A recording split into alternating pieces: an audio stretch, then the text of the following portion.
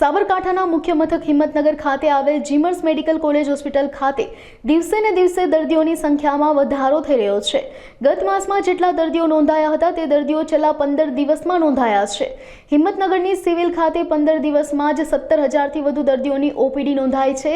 Civil હોસ્પિટલમાં દર્દીઓ માટે પૂરતો સ્ટાફ પણ તૈનાત છે। ખાસ કરીને ઝાડા ઉલટી, તાવ સહિત ગરમીને કારણે થતા રોગનો ઉપદ્રવ વધ્યો છે, તેના સામે હિંમતનગર સિવિલ હોસ્પિટલ હાલ સજ્જ છે। આ ઉપરાંત હીટ સ્ટ્રોક વોર્ડ માટે પણ ઊભો કરવામાં આવ્યો છે। એટલે અમારી હોસ્પિટલમાં ગયા મહિને લગભગ 24 થી 25,000ની ઓપીડી હતી। એના પ્રમાણમાં અત્યારે 1 તારીખથી 15-16 તારીખ સુધીની અંદર લગભગ 17 થી 18,000ની ઓપીડી થઈ ગઈ છે। એનો મતલબ છે કે ગરમીના કારણે બીમારીના પ્રમાણ પણ વધી રહ્યું છે અને મેડિસિનના પેશન્ટો વધારે પ્રમાણમાં આવી રહ્યા છે। અત્યારે તો શું છે, તાવ આવતો હોય, ઉલટી થતી હોય, અમુક લોકોને ઝાડા થતા હોય, એ પ્રમાણના દર્દીઓ વધારે આવતા હોય છે। સિવિલ તરફ આપણો વોર્ડ તૈયાર કરવામાં આવે છે, પણ રાઉન્ડ ધ ક્લોક આપણી ઓપીડી વિભાગ ચાલુ જ હોય છે, ઇમરજન્સી વિભાગ ચાલુ જ હોય છે, એટલે ગમે ત્યારે પણ પેશન્ટ આવે તેના સારવાર મળી રહે છે।